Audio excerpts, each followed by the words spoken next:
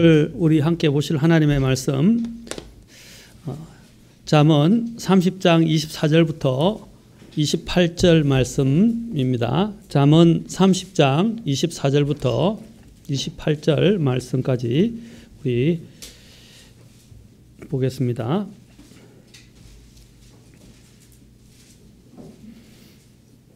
잠언 30장 24절부터 28절.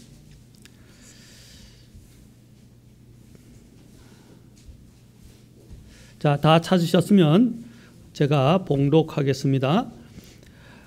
땅에서 작지만 지혜가 뛰어난 것 네 가지가 있나니 곧 강하지 않은 백성이지만 여름에 먹을 것을 예비하는 개미와 약한 국민이지만 자기 집을 바위 속에 짓는 산토끼와 왕이 없어도 모두가 떼를 지어 나아가는 메뚜기와 자기 손으로 지탱하며 왕궁에 거하는 거미니라. 기도하겠습니다. 하나님, 오늘 시간 주님 온전히 주님께 의탁합니다. 주장해 주시고 인도하여 주옵소서. 그리고 은혜를 더하여 주옵소서. 모든 것을 주님께 맡기며 우리 주 예수님의 귀하신 존함을 받들어 기도합나이다. 아멘. 앉으시겠습니다.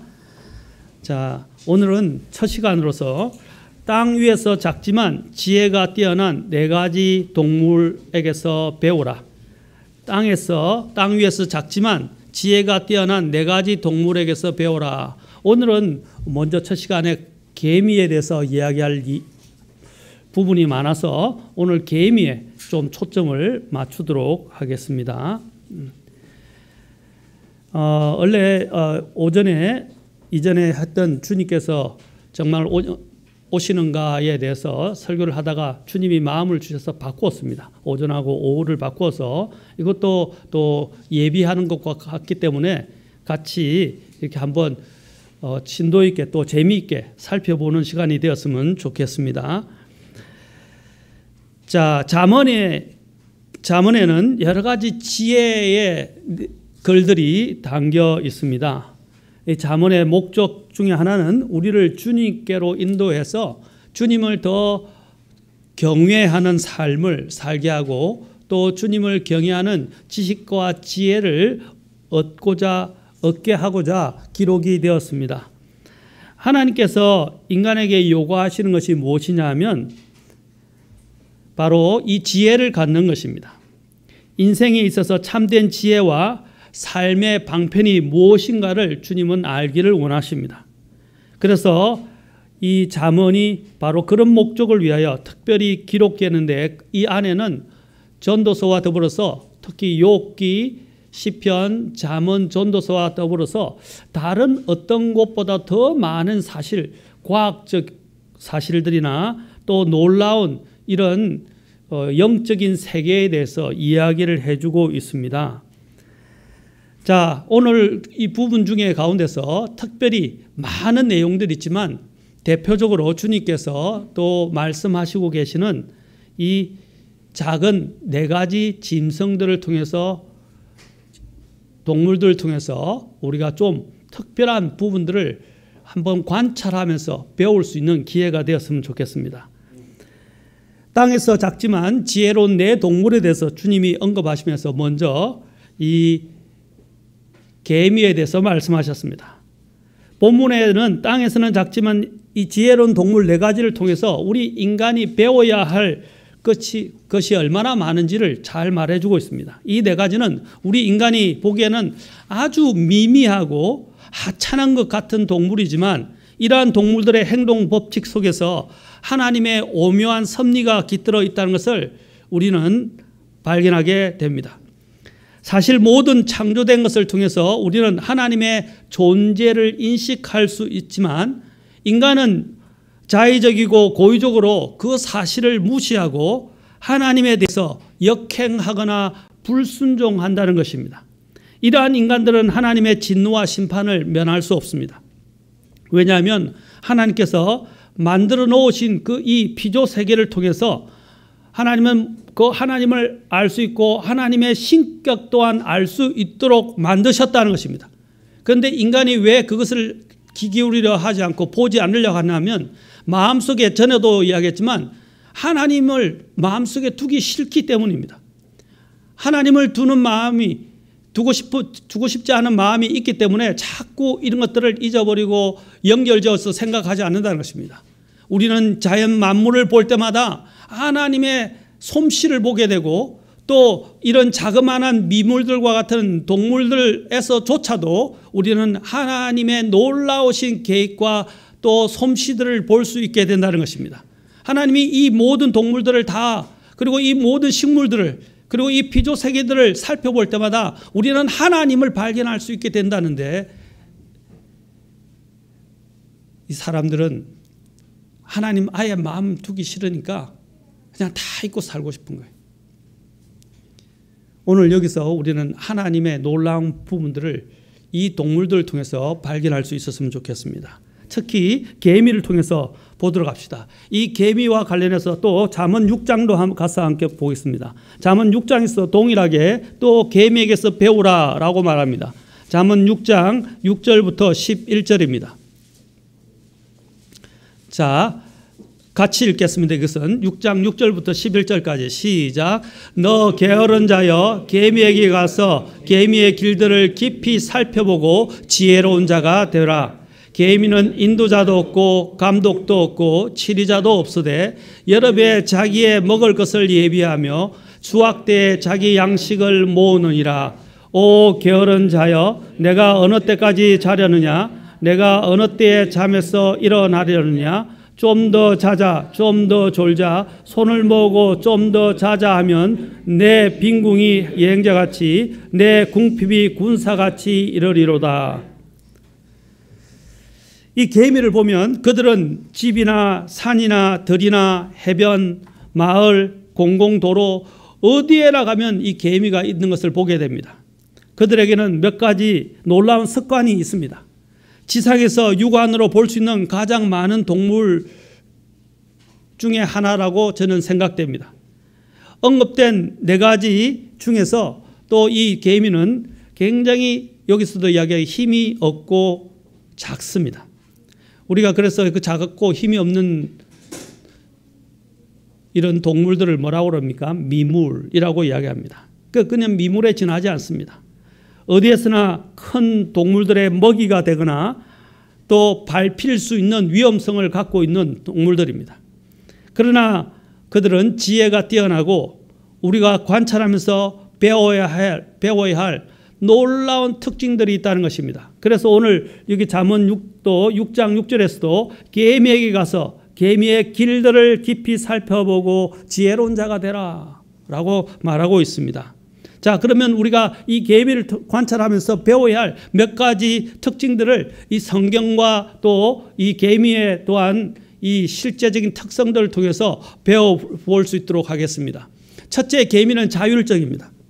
다시 말해서 스스로 알아서 일한다라는 것입니다. 스스로 알아서 일한다. 여기 오늘 본문에서 이제 나온 더 세밀하게 잠언 6장에서 말하고 있는데 잠언 6장을 중심으로 또 살펴보도록 하겠습니다. 잠언 6장에 여기 7절에 보니까 이렇게 말합니다. 개미는 인도자도 없고 감독도 없고 치리자도 없으되. 자, 첫째, 그들에게는 인도자가 없다라는 것입니다. 인도자는 어떤 역할을 합니까? 길이나 또 어떤 일을 안내하고 가르치고 훈련시키는 역할을 합니다.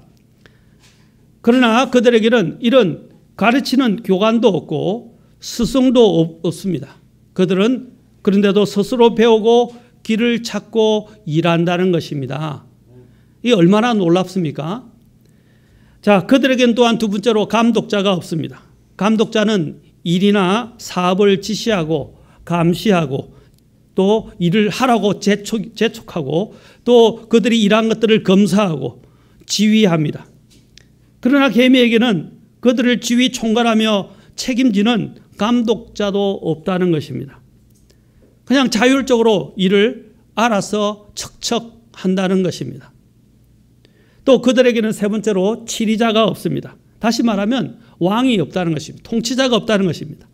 치리자는 지배하고 통제하고 비전을 제시하고 세금을 거두며 외부 세력으로부터 영역을 지키고 보존하는 책임을 갖습니다. 영역뿐 아니라 또 종족도 지키는 일을 하는 것이죠.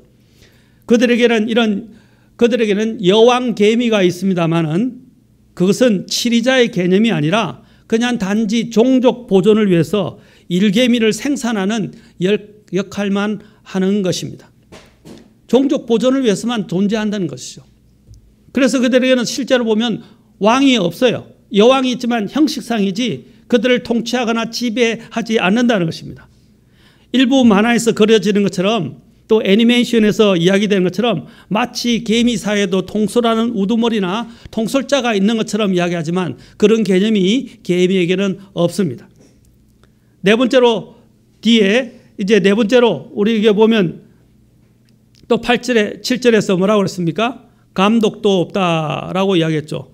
자, 감독도 없고 치리자가 없다라고 말하고 있습니다. 다시 말해서 개미들을 통제하고 지배하는 권력을 가진 존재가 없고 모든 일을 자율적으로 스스로 알아서 한다는 것입니다. 여기에 동아일보에서 이제 게재된 하나의 이 사설이 있는데 하나의 책의 내용을 인용한 것입니다. 스마트 스윙 피트 밀러가 지었던 것을 번역해서 실었는데 제목이 이렇게 되어 있습니다. 리더가 없어도 척척이라고 되어 있습니다. 여기 제가 한번 읽어드리겠습니다. 미국의 생물학자 데보러 고든은 20년 넘게 모하비 사막에서 붉은 수확개미 군체를 연구했다. 약 1만 마리로 이루어진 군체의 개미들은 저마다 맡은 일을 하느라 분주하다. 새벽에 처음 바깥으로 나오는 집단은 정찰자들이다. 이어 일개미 집단이 오물을 갖고 나와 특정 장소에 버린다.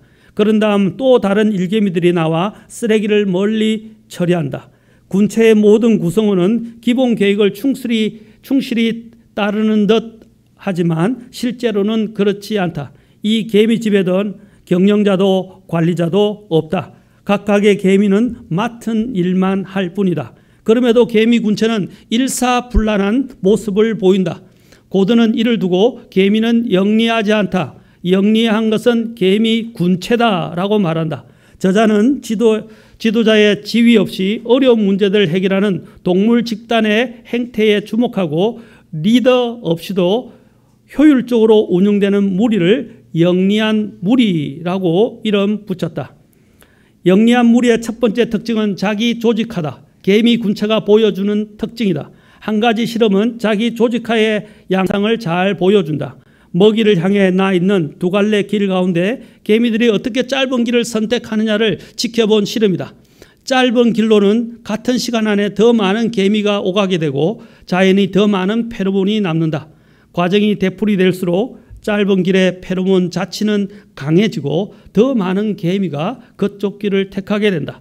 군체가 자기 조직화를 통해 최상의 해법을 내놓는 것이다. 개미 군체의 이런 특징은 인간 생활에도 적용된다. 이탈리아의 한 연구진은 컴퓨터상에서 가상의 개미를 활용해 순회 외판원들을 위한 가장 효율적인 순회 경로를 만들었다. 미국 전역에 가스를 공급하는 아메리칸 에어 리퀴드는 비슷한 시뮬레이션을 통해서 생산과 유통의 최적화 툴을 만들어 실제 경영에 활용하고 있다. 이 개미의 이런 왕국, 개미가 하는 이 조직과 그 효율적인 그들이 일하는 방식들이 얼마나 놀라운지 여기서 실제로 이것을 연구해서 이탈리아나 미국에서 자신들의 이런 경영 방식에다가 도입을 하고 있다는 것입니다. 자, 개미에게서 우리가 배우는 것은 인도자나 감독자나 치리자가 없어도 스스로 알아서 척척 일하고 또 질서를 지키고 식량을 찾고 그것을 운반하고 또 폐기물들을 처리하며 각자가 맡은 업무가 잘 분담되어 있고 또 나아가서는 스스로가 서로들이 어떻게 합니까? 협력한다는 것입니다. 이것은 얼마나 놀라운지 모릅니다. 아까도 얘기했지만 더 놀라운 것은 아까 인도자도 없고 감독자도 없고 치리자도 없다는 것입니다. 여러분 자식을 키울 때 가장 애타는 게 뭡니까? 말을 해도 말을 듣지도 않고 말한 대로도 안 한다는 거죠. 스스로 알아서 하면 부모들이 속이 안 타겠죠. 그렇죠?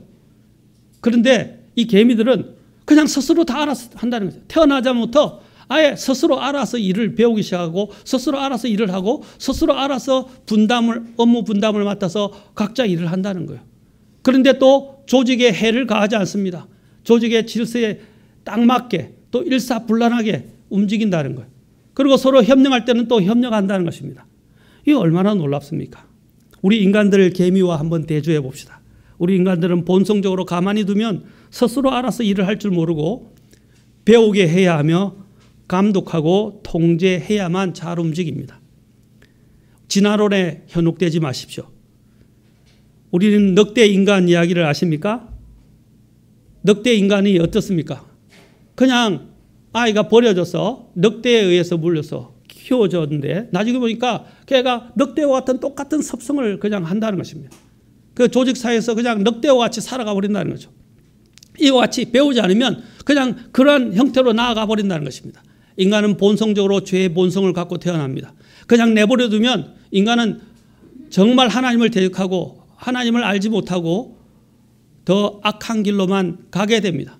그래서 인간에게는 가르치는 자가 있어야 되고 또 그를 바로잡아주는 자가 있어야 되고 그를 인도하는 자가 있어야 되고 그를 다스리는 자가 있어야 한다는 것입니다. 이것은 얼마나 불행한 일입니까? 하나님께서 원하시는 사람도 지금 우리가 주님 안에서 새롭게 창조되는데 우리에게는 이제 왕이 계십니다. 그러나 그 왕은 선한 왕이십니다. 주님은 우리가 스스로 알아서 하기를 원하십니다. 자발적으로 하기를 원하십니다. 자율적으로 주님 앞에 나아가기를 원하신다는 거예요. 그런데 참 놀랍게도 인간들은 스스로 알아서 안 한다는 거예요.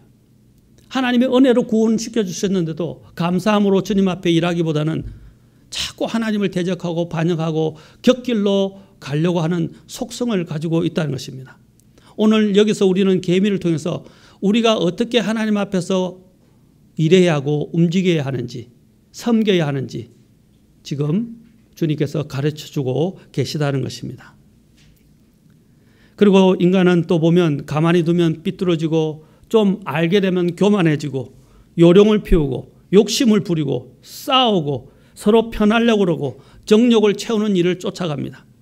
노동을 하면서도 자원하여 자기가 맡은 부분을 알아서 하기보다는 감독자의 눈치를 보면서 일을 하려고 합니다. 그래서 감독자가 없으면 일을 대충 하고 놀고 시간을 때우려고 할 때가 많은 것입니다. 여러분, 목회자, 제가 한 목사님이 파송을 했을 때도 한 목사님한테 개인적으로도 이야기했지만 목회자가 시간을 그냥 때우려고 그러면 무한정 때울 수 있어요. 그리고 또 목회자가 바쁘려면 너무 바빠요. 일이 너무 많아요. 신경 쓸 것도 많고 해야 할 것도 많고 공부해야 될 것도 많고 챙겨야 될 것도 많고. 그런데 또 목회자가 그런 걸 간섭 안 하고 자기가 그냥 원하는 대로 하고 싶으면 프리하게 그냥 할 수 있어요. 그런데 목회자가 항상 자기 관리를 잘 해야 됩니다. 컨디션 자기 스스로도 관리를 해야 되고 또 자기 실제적인 이 하나님의 사역과 된 부분에서 자기 관리를 굉장히 잘해야 됩니다. 그걸 못하면 목회는 무너지게 되고 목회자의 삶도 무너지게 됩니다. 그래서 한 목사님에게도 이제 얼마 전에 전화를 했더만은 이제 일을 안 하려면 일을 안 해야 되고 일을 하려면 너무 많은 거예요. 지금은 정신이 없다고 이야기를 하더라고요. 마찬가지입니다.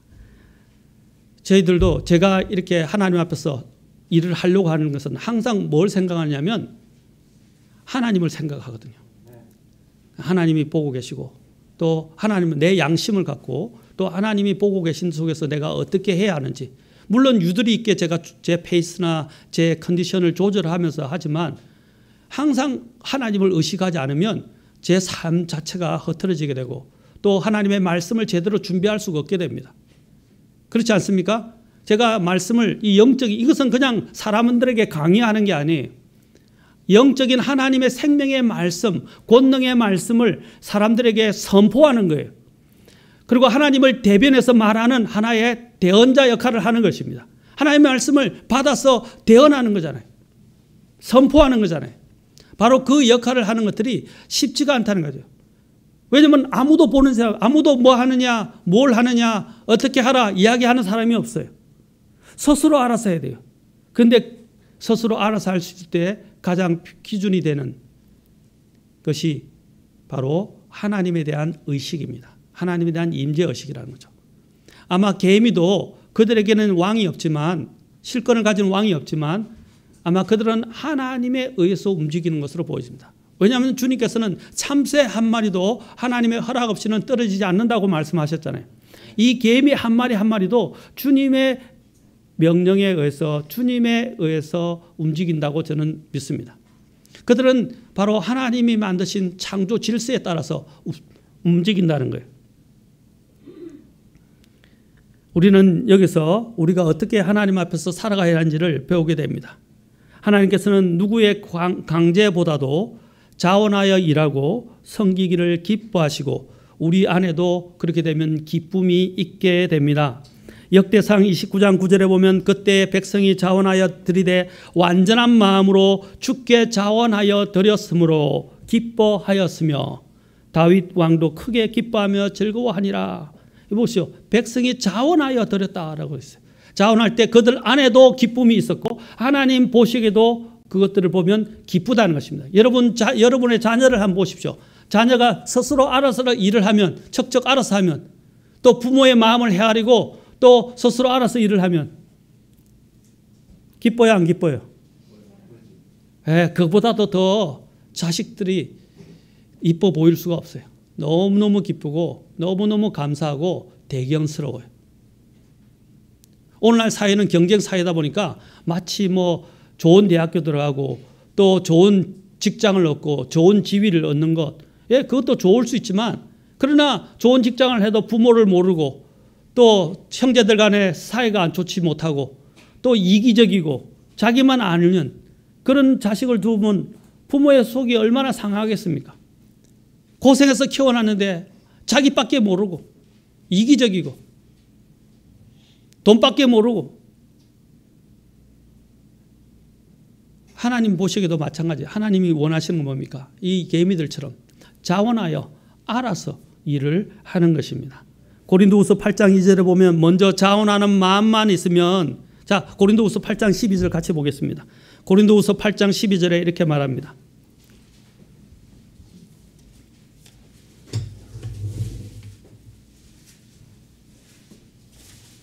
자, 다 찾으셨으면 함께 읽겠습니다. 고린도후서 8장 12절.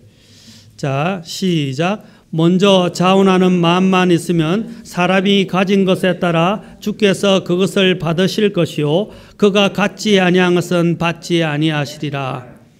바로 하나님께서 그 자원하는 것, 그것에 따라서 하나님은 그것을 받을 것이다 라고 말씀하셨습니다. 하나님은 자원하여 드린 자를 기뻐하십니다. 우리도 개미들처럼 하나님 앞에 스스로 알아서 자원하여 자발적으로 일하는 사람들이 되어야 합니다. 그리고 또한 고린도후서 아까 읽었던 그 앞에 8장 3절과 9장 7절에 보면 자원하여 섬기고 드리는 사람을 주님은 사랑하신다고 말하고 있습니다. 주님께서는 자원하여 드린 자들을 눈여겨보신다고 말하고 있습니다. 8장 3절은 마게도니아의 교회들이 어떻게 했습니까? 그들이 힘에 지나도록 자원하여 드렸을 때 하나님께서 그들을 눈여겨보시고 그것을 기록하게 하셨어요. 그리고 9장 7절에 뭐라고 그랬습니까? 하나님께서는 9장 7절에서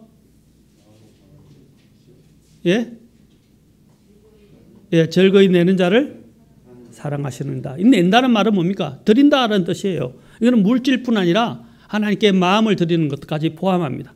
하나님은 하나님께 기쁨으로 즐거이 자원하여 드리는 사람들을 하나님은 사랑하신다라고 말씀하고 있습니다. 그리고 9장 7절에서 6절과 7절에서 주님께서는 즐거이 내는 자를 사랑하시고 마음속에 정한 대로 할 것이요 마지 못해 하거나 억지로 하지 말지니 라고 말씀하십니다. 마지 못해 하거나 억지로 하지 말지니. 여러분, 억지로 하는 것은 사실 손해예요. 손해. 자기 손해고요, 다른 일에도 손해고 다른 그것을 일을 시킨 사람에게도 손해가 돼요. 그렇잖아요. 억지로 하면 항상 일을 거르치게 되고 일에 문제가 생기게 됩니다. 그러나 자원하여 하게 되면요, 그 일들이 잘 순탄하게 이루어져요. 거의 문제가 많이 안 생겨요. 여러분들이 좋아서 하는 일을 한번 보십시오. 좋아서 하는 일에는 크게 문제가 잘 안 생겨요. 그런데 억지로 끌려가서 하게 되면 문제가 생기게 됩니다. 우리도 하나님 앞에서 마지못해 억지로 해서는 안 돼요. 하나님 앞에 섬기는 일들, 또 우리가 그리스도인의 삶을 살아가는 것은 정말 기쁨으로 해야 하는 일들입니다. 마지못해서 해서는 안 됩니다. 그러면 우리에게 유익이 전혀 없어요.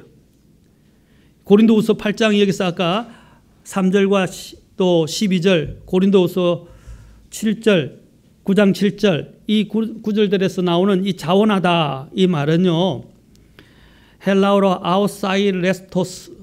아우사이레토스라는 말인데 어떤 요청이나 강압이 없음에도 불구하고 스스로 자발적으로 행동하는 것을 가리킵니다. 사람은 만물의 영장이라고 불립니다. 이 말은 뭡니까? 사전에 보면 영장이라 말은 영묘한 힘을 가진 우두머리라고 되어 있는데 한자를 보면 영영자, 그렇죠?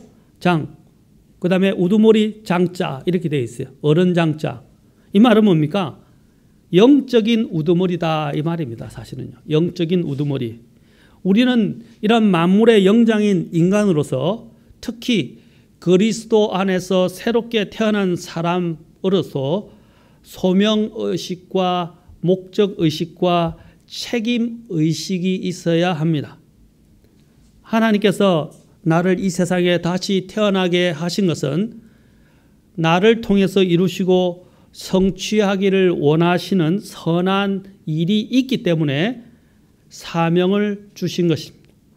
그러므로 누가 보지 않아도 누가 시키지 않아도 내가 알아서 하나님의 뜻을 실현하기 위해서 힘쓰고 노력하는 사람이 되어야 합니다. 골로새서 3장 22절부터 24절에 보면 이렇게 말합니다. 특히 종들에 대해서 이야기합니다. 종들도 그렇잖아요. 주인이 보는 데서만 일하고 보지 않는 데서는 그냥 아무렇게 행동하면 안 된다는 거예요. 여기서 이야기하면 종들아 육체에 따라 너희의 주인된 자들에게 모든 일에서 순종하되 사람을 보세요. 사람들을 기쁘게 하는 자들 같이 눈으로 섬기지 말고 오직 하나님을 두려워하여 단일한 마음으로 하라. 다시 말하면 눈으로 한다는 것은 사람이 보는 데서 아양 떨고 네네네 하고 굽신거리고 이렇게 하고 뒤에 가서 안 보는 데서는 그냥 아무렇지 않게 일이 없었던 것처럼 제멋대로 자기 하고 싶은 대로 일도 안 하고 요령 피우고 하는 것들을 말하는 거예요. 눈으로 하지 말라는 거예요. 자, 그 사람은 보지 않지만 누가 계십니까? 하나님이 계시죠. 하나님 보고 계시죠. 또 우리는 하나님의 자녀들입니다. 그러면 어떻게 해요? 여기서 하나님을 두려워하여 단일한 마음으로 하라. 하나님을 두려워하여 단일한 마음으로 하라. 저는 개미들이 이렇게 움직인다고 봐요. 그리고 3장 23절에 또 너희가 무슨 일을 하든지 마음을 다해 다 뭐라 그랬어요? 누구에게 하듯 하라? 주께 하듯 하고 사람들에게 하듯 하지 말라. 그러면서 또 사도 바울은 더 중요한 이야기를 합니다. 3장 24절 너희가 상속 유업의 보상을 주에게서 받은 줄 아나니 자 같이 읽겠습니다. 그 뒤에 시작 너희는 주 그리스도를 섬기느니라. 종이 주인을 섬기는 것 같지만 상전을 섬기는 것 같지만 주인이나 상전이 아니라 누구를 섬긴다고요? 주 그리스도를 섬기는 것이다. 눈에 보이지 않지만 주 그리스도를 섬기는 것이다 라고 그랬어요. 우리 그리스도인들은 보이는 것을 위해서 살아가는 자들이 아니에요. 보이지 않는 것을, 보이지 않는 영혼을 위해서 살아가는 사람들입니다. 그리고 로마서 14장 18절에서도 이것들 안에서 그리스도를 섬기는 자는 하나님께서 받아주시며 사람들에게 인정을 받느니라. 뭐랬어요? 그리스도를 섬긴다 그랬죠. 섬기는 자는 아까 상속 유업의 보상을 받는다 그랬죠. 또 하나님께서 받아주신다라고 그래요. 원래 이 받아주신다는 말은 헬라어를 보면 하나님이 연락한다라는 말이 한자로 옛날에 연락이라는 말을 많이 썼는데 기뻐 받으신다. 기쁠 열자, 받을 납자, 그렇죠? 들을 납자 이렇게 이야기합니다. 기뻐 받으신다라는 거예요. 그러면서 로마서 16장 18절 그런 자들은 우리 주 예수 그리스도를 섬기지 아니하고 자기 배를 섬기며 좋은 말과 빼어난 말씀수로 순진한 자들의 마음을 속이느니라. 자기 배를 섬기고 좋은 말과 빼어난 말로 막 사람들의 마음을 현혹시켜서 마치 자기가 좋은 사람인 것처럼 대단히 잘하는 사람처럼 이렇게 한다는 거죠. 어디나 보면 이 참 아첨 잘하고 아양을 잘 뜨는 사람들이 있어요. 극과 속이 다른 사람들이 있어요. 저도 직장 다닐 때 가장 보기 싫었던 사람들이 이런 사람들이었어요. 그냥 위에 상사 앞에서는 막 굽시굽시하고 막 대기하고 말로 아첨하고 막 아부하고 그렇게 하면서 일하는 데는 부하 직원들한테는 막 그냥 윽박 지르고 일도 안 하고 다 떠넘기고 책임 안 지려고 그러고 얼마나 저도 속에 열불이 탔는지 몰라요. 한 번은 좀 크게 부딪힌 적도 있었어요. 그 사람 때문에. 너무 아양을 많이 들었어. 직장에서도 좋은 평판을 못 받았어요. 너무 잘난 체를 많이 하고 일은 안 하면서. 바로 그런 사람들이 있다는 것입니다. 겉과 속이 다르면 안 됩니다. 우리는 하나님을 의식하며 살아가야 됩니다. 사람들이 보든 안 보든 알아서 할 필요가 있습니다. 또한 계미의 특징 중에 하나는 뭡니까? 겉면 자율적이고 첫째는, 두 번째는 겉면 성실하다라는 것입니다. 부지런하다라는 것입니다. 여기서 보면 게으른 자여 6장 6절에서 너 게으른 자여 계미에게 가서 계미의 길들을 깊이 살펴보고 지혜로운 자가 되라 그랬어요. 게으른 자에게 말하고 있어요. 계미처럼 부지런하지 못하고 게으른 삶을 살면 어떤 일이 일어납니까? 6장 10절 11절에서 말하잖아요. 11절 보십시오. 좀 더 자자, 좀 더 졸자, 손을 모고 좀 더 자자 하면 내 빈궁이 여행자같이 내 궁핍이 군사같이 이러리로다. 여행을 하게 되면 어떻게 해요? 계속 낭비를 하게 되죠. 써야 되잖아요. 그렇죠? 또 강도의 위험도 있잖아요. 결국에는 잃어버린다는 거예요. 자꾸 허비하는 삶을 산다는 거예요. 그래서 결국에는 아무것도 남지 않는다는 거죠. 맞습니까? 자, 마찬가지로 또 군사 같다라는 것은, 내 궁핍이 군사 같다는 것은 갑자기 덮친다는 거예요. 군사들이 식량 같은 걸 얼마나 많이 합니까? 그런데 또 다른 군사들이 쳐들어오게 되면 어떻게 됩니까? 모든 것들을 다 한꺼번에 다 빼앗기고 잃어버리게 된다는 사실입니다. 개미처럼 부지런하지 못하게 되면 바로 이렇게 빈궁이 여행자처럼 궁핍이 군사처럼 이르게 될 것이라고 말하고 있습니다. 그러므로 때가 지났음에도 불구하고 잠자리에 계속 누워 있으면 안 됩니다. 어느 때까지라는 말에 이미 시간이 지났다는 것을 여기서 강조하고 있어요. 어느 때까지 자려느냐? 이미 깨어날 시간이 지났는데도 불구하고 자리에 누워 있겠다는 것은 게으름과 나태함과 부주의함을 보여주는 모습이라고 할 수 있습니다. 일어나 활동해야 할 시간에 자리에 누워 일어나지 않는 사람은 삶의 의욕과 목표가 없는 사람이며 일에 대한 의미와 기쁨도 잃어버린 사람이라고 할 수 있습니다. 우리는 성경에서 이 게으른 사람에 대한 부분을 잠언이 얼마나 많이 기록하고 있는지 오늘 성경 공부한다 생각하고 잠언의 다는 아니지만 쭉 한번 그냥 눈으로 한번 살펴보면서 한번 우리가 관찰해 보도록 하겠습니다. 첫째, 게으른 삶의 태도에 대해서 한번 보도록 하겠습니다. 게으른 자의 삶의 태도. 자, 여기 보면 게으른 자의 삶의 태도는 뭐라 했어요?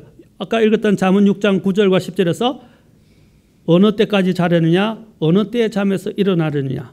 좀 더 자자, 좀 더 졸자, 손을 모고 좀 더 자자, 이렇게 이야기한다는 거죠. 일어날 시간에 일어나야 되고 일할 시간에 일해야 된다는 것입니다. 그렇죠? 자, 여기서 우리는 계명에서 배울 뿐 아니라 더 나아가서 이제 우리는 이런 나쁜 습관을 버려야 하는데, 자, 계명에서 배우면서 이 게으른 자가 가지는 특성을 통해서 우리 삶을 한번 대변에 이렇게 비춰보면 좋겠어요.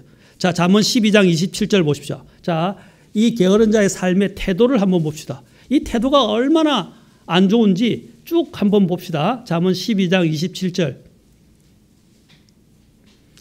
자, 게으른 사람은 자기가 사냥해서 잡은 것도 굽지 아니하거니와. 사냥의 목적이 뭐죠? 잡아서 먹으려는 거 아니잖아요. 근데 잡아놓기만 하고 안 먹는 거예요. 다시 말해서 일 끝마무리를 제대로 안 하는 거예요. 자기가 벌려놔놓고 일을 제대로 안 하는 거예요. 마무리도 짓지 않는 거예요. 그냥 재미로만 사냥하는 거예요. 먹어야 되는데 먹으려고 생각 안 하는 거예요. 자, 19장 24절 보십시오. 게으른 자는 자기 손을 품에 감추고 그것을 다시 자기 입으로 가져가려 하지도 아니하느니라. 아니, 꺼내서 어떻게 해요? 손을 꺼내서 먹어야 되는데 갖다 주어도 안 먹는다는 거예요. 숟가락을 떠줘도 안 먹는다는 거예요. 그 숟가락 떠서 입에 넣는 것이 귀찮아가지고. 성경이 아주 상세하고 구체적이죠. 나는 어때요? 그냥 다 해줬는데도 그냥 뒹굴뒹굴 아무것도 안 하려고, 손 하나 깜짝 안 하려고 그런다 그러죠, 우리가. 그렇죠? 예? 까딱 안 하려고 그런다 그러죠. 깜짝이 아니고. 하나하나 까딱 안 하려고 그래요. 그리고 또한 잠언 20장 4절 보십시오. 게으른 자는 춥다고 밭을 갈지 아니하리니. 그러면 어떻게 되죠? 춥다고 밭을 안 갈면? 예. 농사를 못 짓기 때문에, 농사가 안 되기 때문에 결국은 양식이 떨어지는 거예요. 그 뒤에 나오잖아요. 보십시오. 그러므로 그가 수확 때에 국을 할지라도 아무것도 얻지 못하리라. 왜? 일 안 했기 때문에. 사람들의 이 나쁜 속성 중에 하나는 뭐냐면 일 안 하고 자꾸 뭔가를 얻으려고 그래요. 오늘날 우리나라가 지금 이 정치가 그렇게 돼가고 있어요. 그냥 퍼주기식으로 돼가고 있어요. 그래서 청년들이 일 안 하고 그냥 공돈을 타는 것들을 자꾸 길들이려고 그래요. 여러분 청년들 깨어나셔야 돼요. 나중에 여러분이 세금으로 다 메꿔야 되는 문제예요. 일하지 않고 타려고 하지 마세요. 성경에서 뭐라 했습니까? 일하지 않는 자는 먹지도 말라. 데살로니가후서 3장에서 말씀했어요. 일하지 않는 자는 먹지도 말라 그랬어요. 주님은 수고하고 땀을 흘려야 먹을 수 있다고 말씀하셨어요. 그런데 수고하고 땀을 흘리지 않고 자꾸 주는 공돈을 벌리면 그건 거지가 되는 거예요. 그리고 어떤 사람이 어떻게 됩니까? 다른 사람의 통제만 받는 사람이 돼요. 통제받기를 원하십니까? 통제하는 사람이 되기를 원하십니까? 자, 그 다음에 보십시오. 잠언 21장 25절. 게으른 자의 손은 수고하기를 거부함으로 그의 욕망이 그를 죽이느니라 그랬어요. 수고하기를 싫어하는 거예요. 그러다 보니까 어떻게 해요? 자, 보십시오. 이와 같아요. 저기 하고 싶은데, 저렇게 되고 싶은데, 또 공부 똑똑해지고 싶은데, 어디에 취직하고 싶은데, 어디에 합격하고 싶은데, 그런데 어떻게 해요? 마음은 있는데 차일 피일 미루고 안 하는 거예요. 그러면 그 일을 이룰 수 있어요, 없어요? 시험 준비를 안 해놓고 시험을 치면 시험이 통과할 수 있어요, 없어요? 없잖아요. 게으른 자가 그와 같아요. 욕망은 막 큰데 일을 안 하니까 욕망을 성취할 수가 없죠. 그래서 그 욕망이 그를 어떻게 한다고요? 결국에는 죽인다 그랬어요. 그 말은 뭡니까? 나중에는 막 후회하고 막 안 된다고 그러고 짜증내고 분노하고 그러는 거예요. 자기가 게을러서 성취하지 않아놓고 다른 사람을 원망하고 다른 사람이 나를 채워주지 않았다고 이야기하게 됩니다. 그리고 그 일을 성취해서 이룬 사람을 미워하고 시기하고 심지어는 죽이기까지 하는 거예요. 이게 얼마나 무서운지 모르나 봐요. 게으름은 하나님이 굉장히 싫어하시는 거예요. 자기의 일들을 자기가 알아서 해야 됩니다. 인간의 육체 속에는 근본적으로 게으름의 욕망이 존재하고 있다는 것입니다. 그래서 그냥 누워있고 싶고 쉬고 싶고 편하게 있고 싶고 하고 싶은 거 하고 싶고 그냥 그렇게 마음대로 살고 싶은 욕망이 있다는 것입니다. 그러나 지혜 있는 자는 인간 육체 속에 내재되어 있는 이 게으름의 욕망을 제거해야 합니다. 물려쳐야 합니다. 극복해야 합니다. 자기를 깨우고 채찍질하고 스스로 알아서 움직이게 하고 활동해야만 하는 것입니다. 예? 여러분 중고등학교 생활하고 대학 생활하고 어때요? 특히 여기 대학생들 중고등학교 때는 어떻게 했습니까? 시키는 대로 선생님 시키는 대로 했잖아요. 대학생 때는 어떻게 하죠? 교수들 간섭 안 하잖아요. 그냥 강의하고 나중에 시험만 쳐요. 그럼 어떻게 해요? 자기 혼자서 스스로 알아서 공부해야 돼요. 누가 이렇게 가르치고 통제하는 것이 오히려 더 편할 수가 있어요. 더 좋을 수 있어요. 또 잠언 22장 13절과 26장 13절에서는 똑같이 말합니다. 게으른 자는 말하기를 사자가 밖에 있은즉 내가 거리에서 죽임을 당하리라. 사자가 있다고요? 사자가 매일 나타나나요? 예, 한 번씩 어쩌다 나타난다면 위험이 어쩌다 한 번씩 올 수 있다는 거죠. 그런데 그 어쩌다 있을 수 있는 위험 때문에 나는 안 한다고 손사래를 치고 거절한다는 거죠. 여러분 그것은 얼마나 어리석었습니까? 그러면 어떻게 해요? 집안에 있다가 아무것도 안 해서 굶어 죽는 거예요. 굶어 죽는 거예요. 그리고 안 움직이면 어떻게 되죠? 몸도 건강이 약해지게 되겠죠. 자, 잠언 26장 14절, 15절, 16절도 보십시오. 아주 재밌는 표현을 여기서 계속 이야기합니다. 연달아서 14절, 15절, 16절 같이 읽겠습니다. 이거는 참 의미심장합니다. 여러분 잘 보십시오.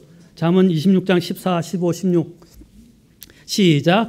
문짝이 자기의 돌적이 안에서 도는 것 같이 게으른 자도 자기 침상 위에서 도노니라.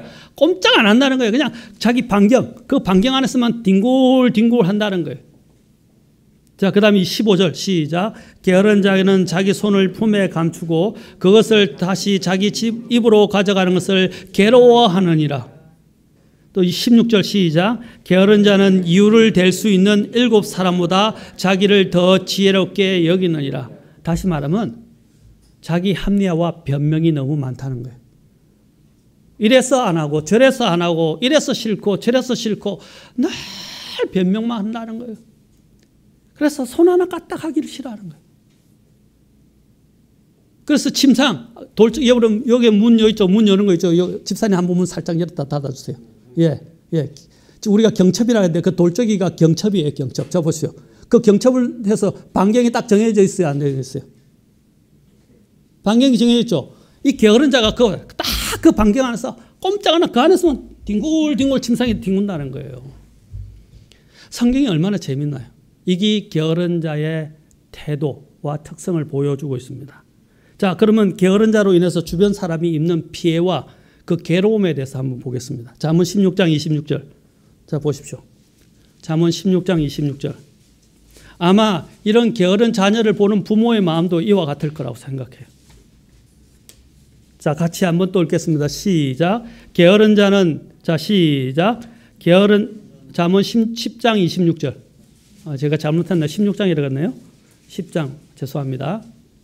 10장 26절. 시작. 게으른 자는 그를 보내는 자들에게 마치 이의 식초 같고 눈의 연기 같으니라.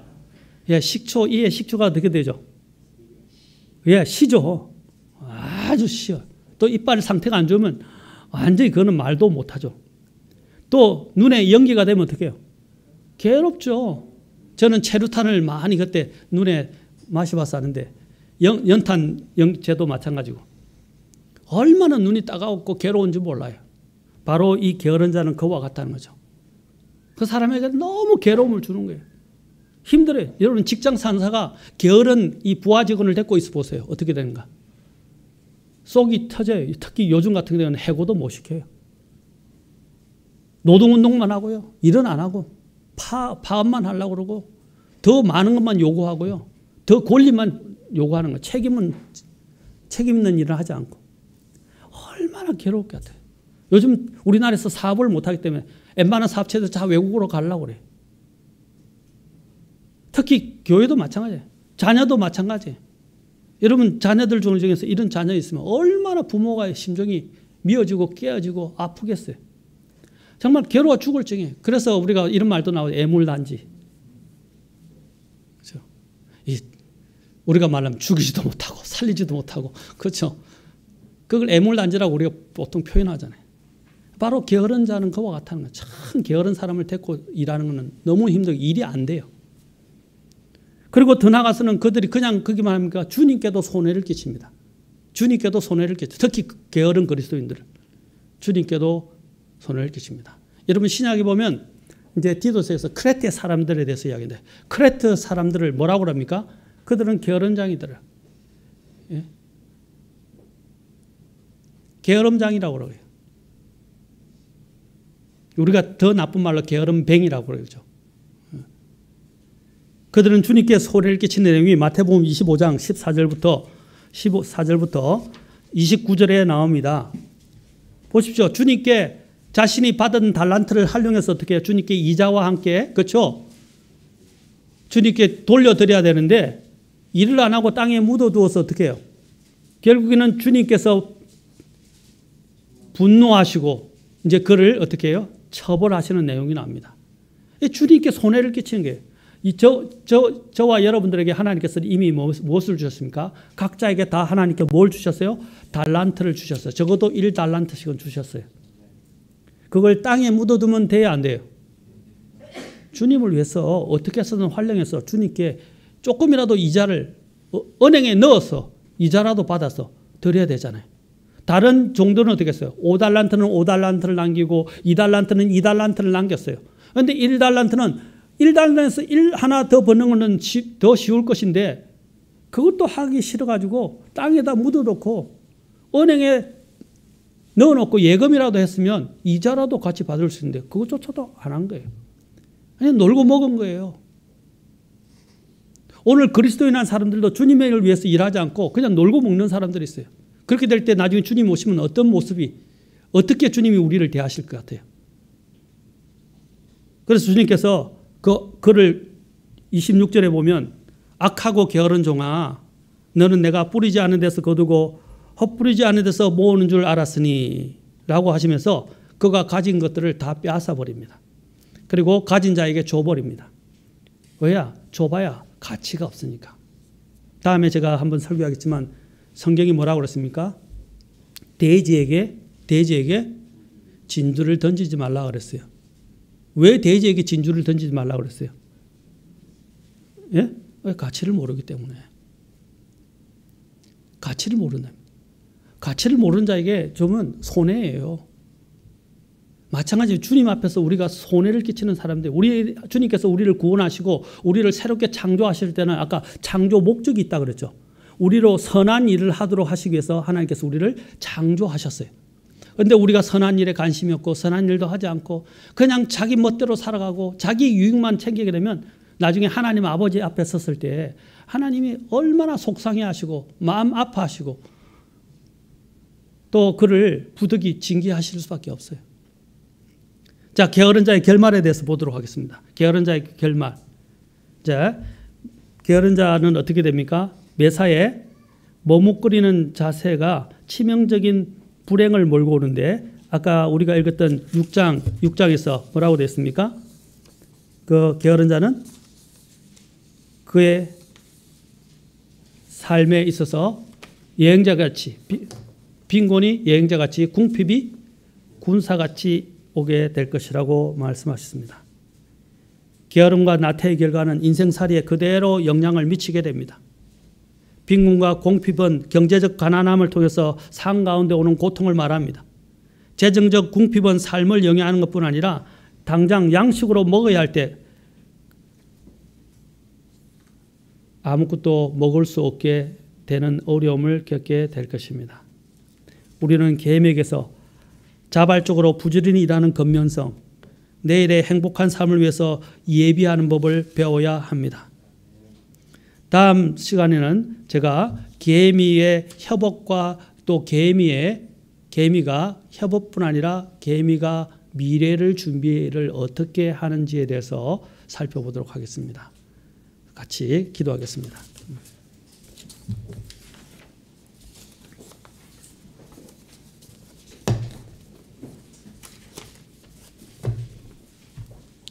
오늘 우리는 개미를 통해서 배우지 않습니까? 우리의 모습을 한번 봅시다.